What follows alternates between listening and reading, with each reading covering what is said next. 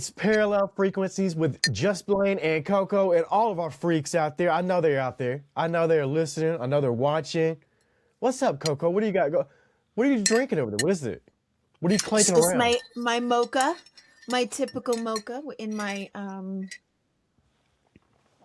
Empress tarot mug, because Okay. that is who I like to invoke when I drink out of this mug. I like to invoke the Empress vibes.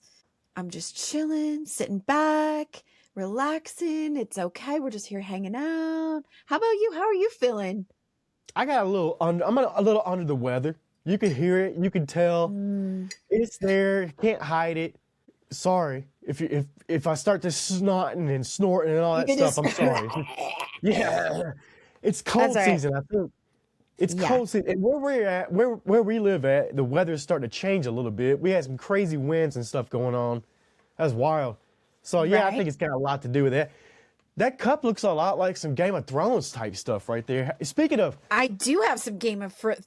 I actually have a whole goblet that's all of the ooh, 4 main houses that sits on my altar for holding liquids. I like that. Did you catch up? Because we're going to talk about Night of the Seven Kingdoms next week. You caught up? I did. I'm all caught up. It cut to me Googling a Targaryen family tree because I needed to know who's who. Who's related to this person? What is the family tree? I can't wait to break that down because we're going to watch the finale Sunday. I believe it's the finale. And then we're going to break it down on Tube Tuesday next week. I'm ready. But yeah, no spoilers right here. We'll give you the spoilers next week. But yeah, looking up the Targaryen family tree and figuring out who is who. And it's fun. But it really took off after episode 2 or 3. Game of Thrones, it had a slow start. We were expecting, all this craziness.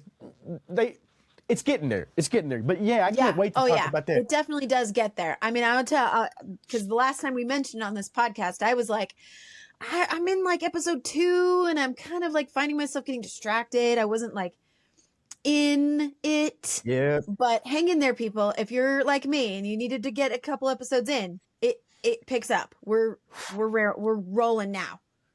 We got a real life Game of Thrones going on right now. Well, at least the closest we can get. But the Olympics, are you watching this Winter Olympics? You seen any I of have this? just here and there. I'm not like a super avid watcher. Like I'm not religiously watching, but man, I should be. There's some scandals. There's some drama. There's some. It's got all of the entertainment. Would you believe this? This is how I'm going to lay it out. That the Winter Olympics, you got these sports. You got people hurling themselves down a mountain at 100 miles an hour. You got people strapping on blades to their feet and skating around on some hard ice. But the biggest scandal and controversy is in curling. Yeah. Curling, the one that they the one that everybody's still wondering why it's an event. I swear, and this is not knocking any of the curling people out there, but I guarantee you I get a team of me and 2-3 buddies together and we can have a Olympic curling team within 6 months. Yeah. 6 months. I guarantee you.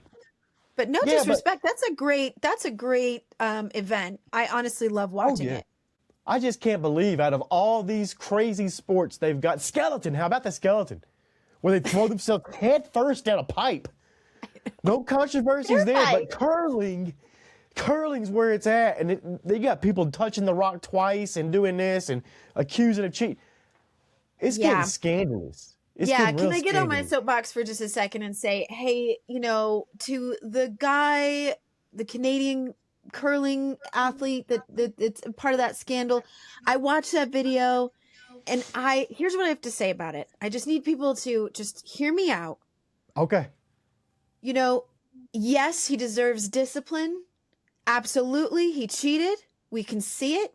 But can we give the guy some grace as far as how we feel about him personally? I really feel like I want to give people the benefit of the doubt that maybe he just, in the moment, he was so focused on like, get it there, that his finger just popped right out there. I mean, like, I just think give some people grace, like he's going to be punished and disciplined for what he did. And that's enough. Like, let's all just let it be and just be like, oh, sorry, dude. Sorry that happened. He's probably a good person that just, made a mistake. Can we do that? Can we agree to that? We could let them duel it out with a skeleton run each and see which one of them comes out first. I like that idea. Like, let's put them into another Trial sport. by combat. Yeah, let's do that. I think that would be a better way to duel it out. The Olympics, though, they always get me because you got these people who this is their entire life they've spent doing this, and Yeah. they either become forgotten with one mistake, or they become a national treasure, and that's wild to me. No. That it's just that thin. National treasures, though, is kind of what we're talking about here on Wistful Wednesday in Catherine O'Hara, because she was a legitimate national treasure to many nations, to the world. She's a world treasure, if you ask me. She's a generational talent, a woman who could pronounce bebe 17 different ways and make each one feel like a Shakespearean spell. She was great at that. But remember that in Schitt's Creek, of course. Absolutely. I want to make sure that we're going to say this. We're going to celebrate the whole resume. But let's be honest, we're really here for Moira Rose. I love Schitt's Creek and what she did. You know, but Coco, can we admit one thing? There are actors who play characters, and then there are actors who become folklore. Catherine O'Hara became folklore in a black and white wig. She Just did. epic. I'm wearing my black and white sweatshirt in honor of almost the entire wardrobe of David and Moira in Schitt's Creek, right? I just watched the episode last night, actually, where she's trying to dress like a poor person to get the car, and she ends up with this accent that's totally sort of British Cockney. We're not really sure.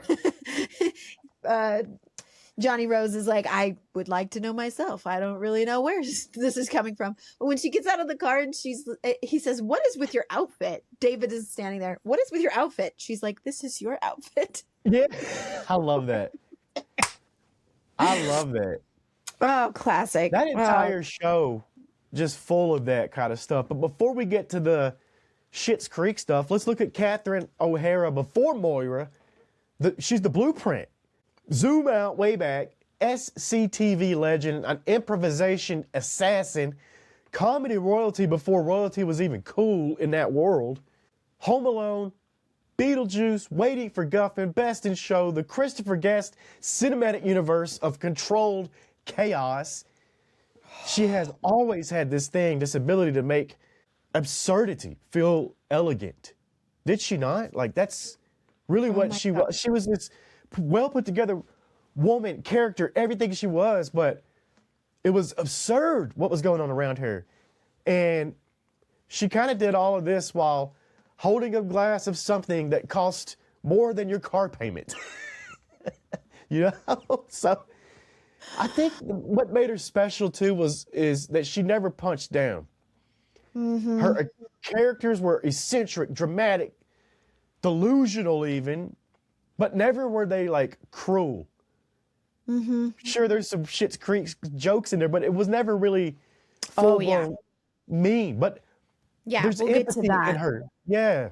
Yeah, Schitt's Creek. I have a lot to say about her characters, Moira, but like you said, if we go way back, I just have, if I could sum up her career, I would say at one point I wanted to be an actress. At one point that was my intentions, my destiny, I thought. And if I could pick one actress's career to have had, if I could have had that as an actress, it would be Catherine O'Hara. It would be her career. The roles that she played.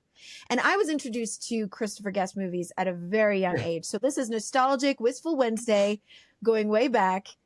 Cookie Fleck in Best in Show was one of my first introductions. I mean, the most likable couple. I was convinced the Best in Show was a presentation of what couples should be, right? That the couple that wins, that has the dog that wins Best in Show, is also the couple that is most integrated, best team of the couples, right? So I thought that was the moral of the story in Best in Show. Then you have A Mighty Wind. Oh, Sheila Yeah. Albertson in Waiting for Guffman. My parents and I all did community theater growing up. So Waiting for Guffman was one of our absolute like anthems as far as how does community theater in a small town actually look and work.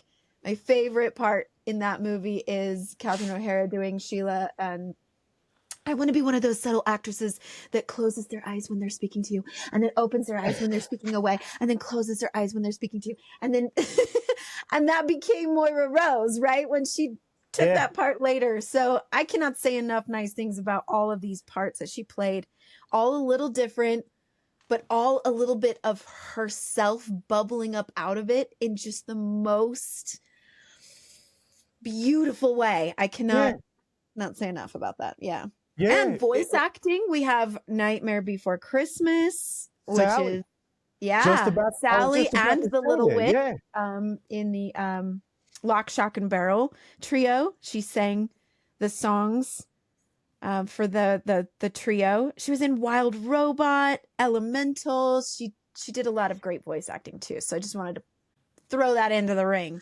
She was As in we're some considering. sci-fi stuff. She even hit some sci-fi or some horror movies. Tales from the Crypt, The Outer Limits. She was in some of those episodes. I like to look at the deep stuff. Mad TV. She was on Mad TV. Mm-hmm. You mentioned a whole lot of the other ones. And Chicken Little, she's a voice in that one you missed. It's hard to get them all. There's so many different ones, and I'm just looking at it right here. Curb Your Enthusiasm. Episode there. 30 Rock even. She was on 30 Rock. Oh, Modern yes. Family. Most of these shows that we love and watch over and over and over. And then it gets us to Schitt's Creek. That's an iconic show. There were so many people on that show that are iconic for that role. And they all, it was hard to really stand out, but they all stood out in their own ways, especially Catherine O'Hara. And Moira Rose was a masterclass in reinvention. The wigs, the accent that sounds like it was raised by diplomats in a haunted castle, the vocabulary that requires subtitles in a dictionary. But beneath all of that theatricality, Moira is a woman who lost everything. Money, status, identity. Instead of shrinking, she doubled down on who she was. That's the part that I think most people miss in this, is that she didn't really humble herself. She just she adapted without apologizing for who she was and what she was doing. And she learned to grow. She did grow. She never erased herself. She never got rid of anything that she ever did. And she took everything to the extreme because that's who she was. What do you think about that? Yeah, I've been doing a lot of thinking as I've been doing my rewatch of Schitt's Creek, and it's been praised over and over again for how it portrays a world that maybe isn't realistic, but that we would like it to be, where sexuality or class differences or anything like that just kind of ceases to be judged at all, and it's just accepted. And in a small town in America, to find that kind of acceptance may be a little bit of a stretch even to this day, but we love Schitt's Creek for portraying what that would look like. And the more that I thought about that as I watched it, the more I realized that it didn't just accept, like, for example, David and Patrick's relationship as, as a gay couple, or, whatever people might, however they might live their lives. It was just absolutely like matter of fact. This is just what it is, and everybody accepts it, and nobody has any thoughts about it, and it just is. But I'm realizing as Moira, how accepted she was. She was, and the series starts pretentious and a lot of looking down on the lifestyle and way of life of this small town where people don't have a lot of money and things are just less modern, less up to date, less bougie. And she's, let's not say we did, and a little bit more of that. But as the series goes on, you see how the town accepts Moira almost in such a way that they know she's judging them. Yeah. They absolutely know it, and they don't condone her for it or alienate her for it. Like she just is who she is. She Yeah. gets to say the things that she says, even as they're a little bit backhanded compliments that we see a lot with these type of characters.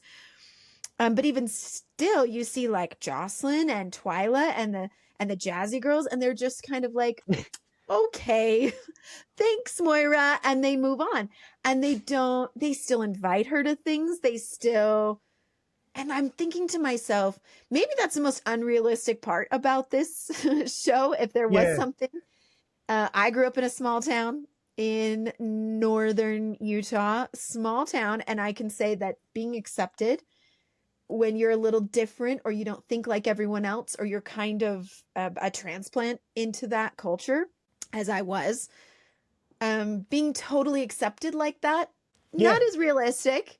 But what Schitt's Creek showed us, or what Moira's character showed us, is that what would that look like if we were?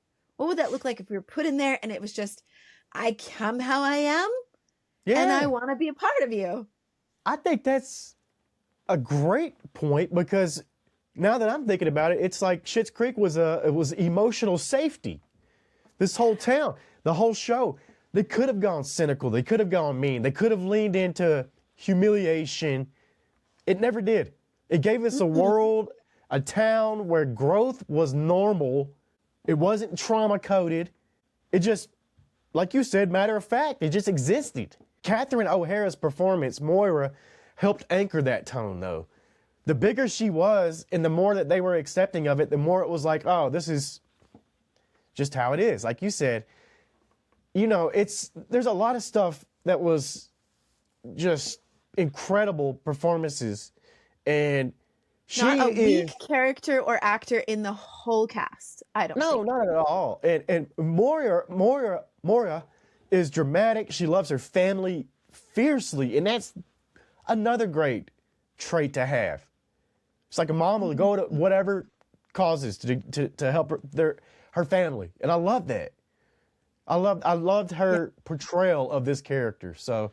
Yeah, and a little bit wacky and a little bit out of the ordinary. And obviously, just the way that she interacts with people, it may be kind of a turnoff. I mean, for most people, it could be like, oh, she's looking down on us, or she's so pretentious, or but she portrays it in such a way that is so likable. I mean, how difficult that must be. Again, this is a credit to Catherine O'Hara and her talents, but just to make a character like that so likable that you still are like, okay, she can still hang around. She's still welcome here. We're just going to tolerate her quirky way of being. And I loved showing the research that she had done behind the dialect that she wanted Moira's speech. And it kind of develops as the series goes, but it's inspired by Katharine Hepburn's diction, but also Marilyn Monroe's breathiness. And it's intentionally inconsistent. So you're never really totally sure where that dialect is coming from, or how she's going to pronounce certain words next. And it just makes it so absolutely mesmerizing. Yeah. And she does that accent because she refuses to be small. She's got to be noticed. She's got to be whatever in that room to whoever is watching, is paying attention. But she doesn't really care who does and who doesn't. My favorite Moira moment is not when she's actually her. It's Dr. Clara Mandrake in The Crows Have Eyes. The Crows Have Eyes 3. Number 3 now. But what I loved about that character and the craziness and the over the top and the bizarre look of it, where she's got, it's wild, but the feathers and the speech, which, I mean, we're making fun of her character because she's supposed to be kind of a not that great soap opera actress that just kind of blew her ego out of proportion, and it sort of makes fun of her. But to be honest, and I think they portrayed this very well, is when she does that monologue as the character, it's great. She does such a good job that you're like, well, she's not actually a bad actress. She's making the best of this role. Does a fantastic job. She was incredible. And I think that once again, yes, it's funny. That's a great, hilarious moment. But that is Catherine O'Hara. That's how she took every role she ever did seriously. She made it her own. She figured it out. And Oh my God. Yeah. that's what I saw in this terrible movie. I'd watch that movie though. Would you watch The Crows You Have know Eyes we'd 3? be covering it over here. We would be like, we're going to cover it whether it's good or not. We got to talk about The Crows Have Eyes. I feel like they Probably should be make on the that. red carpet for that, yeah. To be a really, Probably. really good comedic actress as she was, you really do have to play it not comedically. It has Yes. to be authentic. It has to be like, I'm not a joke. I am who I am. And I think that's why it came across so well and so hilarious to the rest of us, because we're like, she doesn't know she's a joke. Yeah. And Catherine O'Hara had to play Moira Rose and any of the, I mean, you could go down the list of all of these characters that she played in all the Christopher Guest movies. She had to play it as, this person's not a joke. This person's a real person. And this person believes that they are worthy and deserving of all of this, what they get. It's because authenticity is not always about being simple. It's about being honest, and that's what she does. Like, she tries to do that. She gave us permission to be theatrical about our pain. That was kind of fun. That was kind of fun to me, I guess. I don't know if that's the right word, but it showed that, you know, okay, we could do this. Like, it's okay to be real. And I love that, you know? So Catherine O'Hara was, she embodied acting. Mm-hmm. If that's even, Yes. you know, I don't know, it's a big thing to say, but she really Acting did. without acting is kind of what we were taught in theater, is like, you don't get up there and act. And that's kind of what she showed, I think, perfectly. More than most people can do. You're not acting, you're being.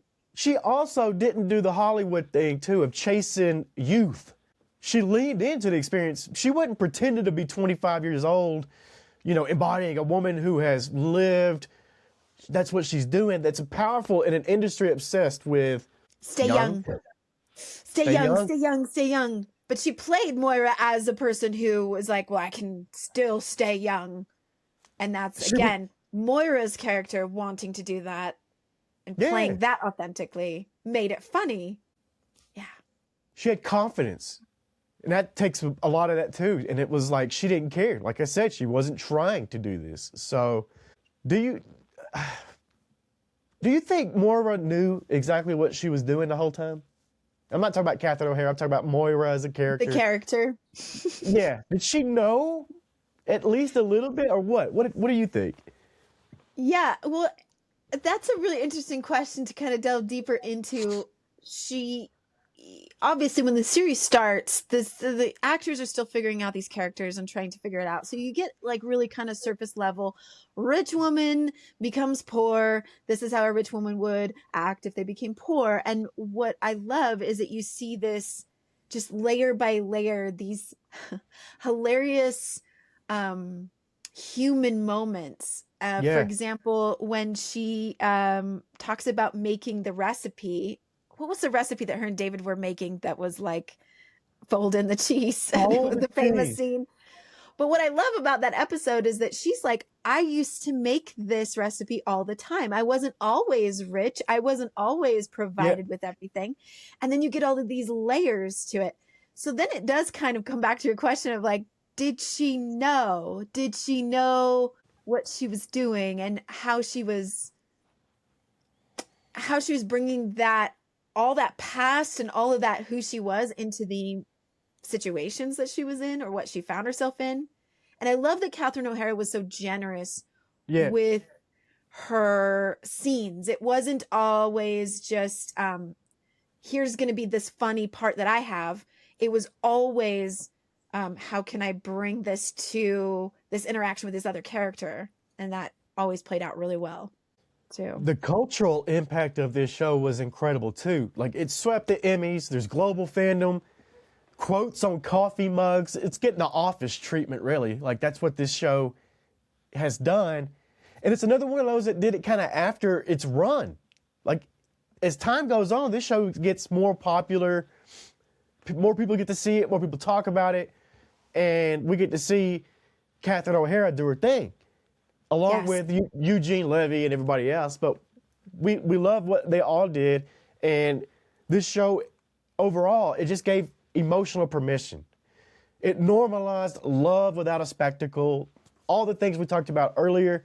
Normalized everything without ridicule. And that's crazy. That's something we could live off of right now. But yeah, that's Schitt's Creek kind of wrapped up. We might do a deeper dive on Schitt's Creek at some point. I think we should. Yeah, there's a lot more to the series that we could go into about family and the sharing of time and kind of the theme or the depiction of it's never too late. I think that's kind of what hits me in the face sometimes is I'm like, am I spending enough time with my children? Am I really connecting with my children? And you can see that the Roses didn't really connect at all. I mean, there's plenty of times where they show examples of thinking they had gone to Alexis's graduation only to find out she never graduated and that wasn't her. And they took a picture with some other random person. I mean, obviously not as connected when they had all their wealth. But then this is an opportunity for them to have really authentically connected with each other and become a family with the children as adults. And I love that theme. And I will say, if you're looking for more Catherine O'Hara, and I think this may have been one of the last things that she filmed, I just caught a half of the movie Argyle last night, and she plays the mother in that. So I wanted to give people something else to watch if they were looking for more of her. She's also got 2025 episodes of The Last of Us. She was in that video game remake or show, television show based off of. She was in the studio, that Seth Rogen project on Apple TV. Oh, yeah. And she's got one more project that's in post-production called The Shadow King, and it's voice work. So we'll be on the lookout for that. More of her to come. Yeah, so there's a little more Catherine O'Hara out there to still be released. R.I.P. It's tough. What a legacy. And we share a birthday, by the way. So March 4th, happy birthday, Catherine O'Hara, and my Pisces twin. So I have a special affinity to her for that as well. Well, there you go. That's Catherine O'Hara on Wistful Wednesday. What do we got tomorrow? Trailer Park Thursday tomorrow. Podcast discovery. Let's come out here. Come check it out. We'll play some random podcasts. We'll react to them. And then Feature Friday coming up. What's on Feature Friday? Well, we got Black Phone. That's right. Black Phone. Ooh, 1 and 2. So get all caught up, everybody. Watch your 1 and 2. Binge watch all. Get ready. Get ready. Just Blane Coco, Parallel Frequencies. We'll catch you on the other side. See ya.